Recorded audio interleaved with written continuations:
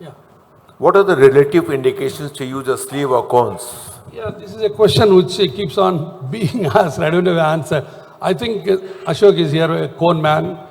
A deputy guy uses sleeves, a non-deputy guy uses cones. It is practical terms. I think that's actually the best answer. Yeah. That's it. It's Simple. which implant Both of them used can to. be used everywhere. I would say that sleeves can be used wherever cones can be used. Ashok, will you agree the other way also? But do you think that the size of the sleeves where the cone will be a better option? Probably, In the smaller tibias? Indian patients, sometimes cones are much better because there is a much more flexibility than sleeves. You know, I think I agree with your sort of company assessment, but there's also this philosophical one where I've now gone fully non-cemented in my revisions, and I see the benefit of that. Like we see the benefit of doing that in the hip. Yeah. Cones are great, but the problem is you're cementing everything in, and if you get an early infection, that's a problem. An early infection with a sleeve, you know, they come right out. So there are differences, there's nuances, etc. All right, microphone one. Thank you. One of the reasons for the post-TKR stiffness is also that I have found in my revision cases is the surgeon has either chosen previously the larger size femur or had the conservative cut of that conservative tibial cut. So what's the opinion of the panel? So you mean to say overstuffing of the joint? That's right. Yeah, that's a These technical are the fallacy. commonest reasons for the stiffness of the knee. One of the most common causes stiffness in Indian patients is the overstuffing of the knee. Right. And once again, surgical error. Yeah, surgical error. Because Amar, what happens is we have a bit of inherent, vulnerability. We want to knees to stiff than loose. Yeah. That's the thought process. In that process, some people overstuff it. Sure. It's not an uncommon surgical error. My question to Dr. Gurva Reddy, you told that you prepare all the patella as if you have to put the button, but you don't put the button. Yeah. So you really cut the patella? Yes, we cut the patella exactly flat as though we are going to put the button. The argument is when we revise some of the knees, whatever the reasons are, there is a beautiful fibrous curtain behind the patella. So my thought process is this patella should have a fibrous curtain flat which will slide onto the trochlear groove rather than uneven bumps. Okay, thank you. That's all. My question to the panel regarding the cementing technique. Is it good to put the cement on both the surface, like implant and bone, or put on one surface? Universally agreed papers say that always put both on the implant and the bone. Sir, is it possible to make the fluid intersurface between the two layer of cement? What you are saying, it has been talked about and reported even. They say that if you put the cement on both the surfaces, you cannot clean or mop it as well as you can do a raw bone with a suction trap in it. So there is a chance, the first concern is there is a chance of lipid layer forming between the two layers of cement. Okay. Second concern that they have is that you will notice otherwise also, that the cement that you have applied on the implant cures earlier than the cement that is kept outside. So there can be a differential curing time for the cement that is applied on the bone because you are applying it early and you are applying the cement on the implant little later. So these two concerns have been raised, but we can't use these 2 points to defend a theory that we'll apply cement only. So let me ask the panel, who puts the cement on the implant first? Raise your hand if you put the cement on the implant first. So 2, 3. Bone first and implant second. Yeah. Simultaneous, yeah. Okay. So I think everyone on the panel has done lots of revision knees, and I would argue that we've all seen cement debond from bone, and we've all seen implants come off of cement. Yeah. We've never seen cement come apart from cement. Yes, Yeah. exactly. No, the chemistry of that, you know, it and again, Dibran, see this both implant and the bone, European study, there was a laboratory, I can't quote now, they have done 12 types and this is the best thing. So it is now universally agreed, you have to put on both sides. Okay. So I'll just give you my 2 cents. I will put the cement on the implant first. Yeah. I will use a syringe because the cement's a little bit more wet at that stage, so I can put it on the implant. I don't have to touch it. And then by the time I'm ready to touch it, the cement's in a better position, and then I can put it in the bone, and I take the implant and I put it into that. So that's just one way of doing it, but it sounds like other surgeons do it other ways. I just used a spoon to put it on the implant. Yeah, that's fine. All right, you have a question?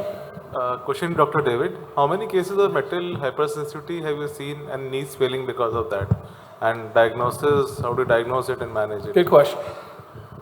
I don't know. So we talk about metal hypersensitivity, we argue about metal hypersensitivity. There's no question that if you take patients' white blood cells and you mix those patient white blood cells with particles of metals, some patients will react. Does that mean that they actually have a reaction to the implant when you put it in the knee? I don't think that there's any good data on that. I think it's hard to argue that the patient that comes in with a painful knee replacement is allergic to their implant. It probably exists in a very small number of patients. Patient has like serious discharge or like swelling again and again. No, So the yeah. one thing that people have described is a rash around the knee. The one thing I found out is like itching after the knee replacement for 6 to 8 weeks. That looks like a metal things and which will bed down like a hips.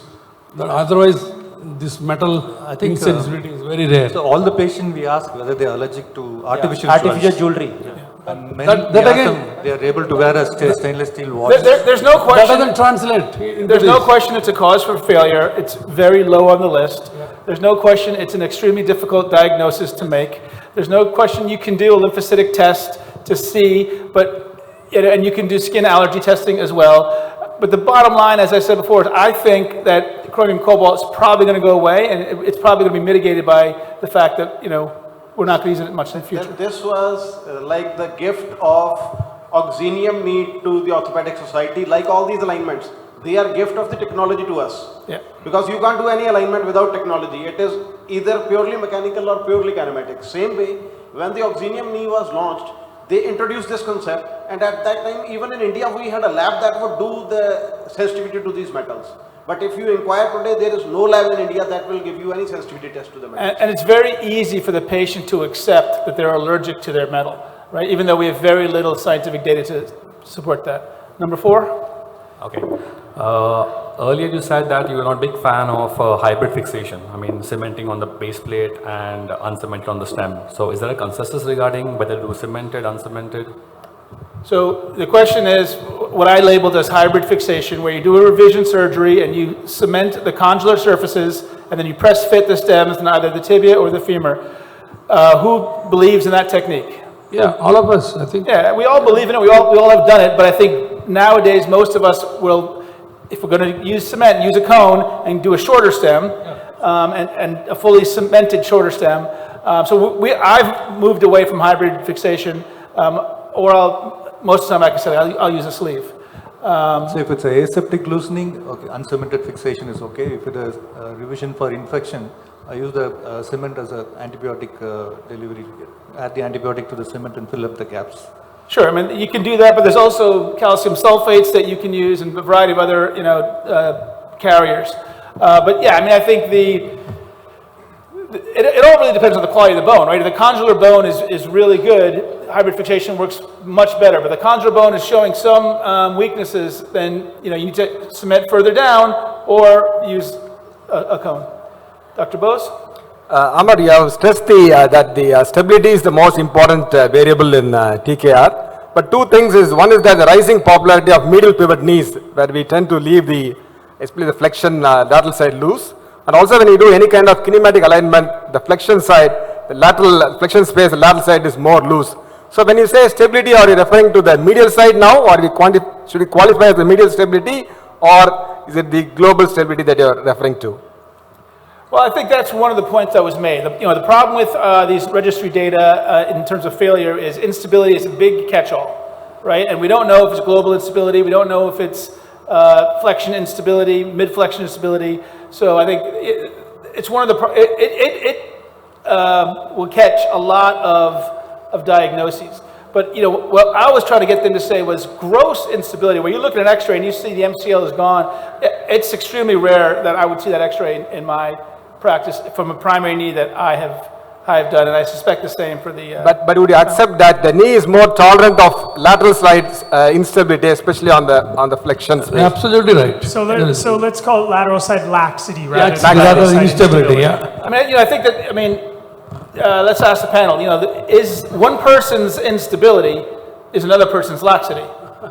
Definitely.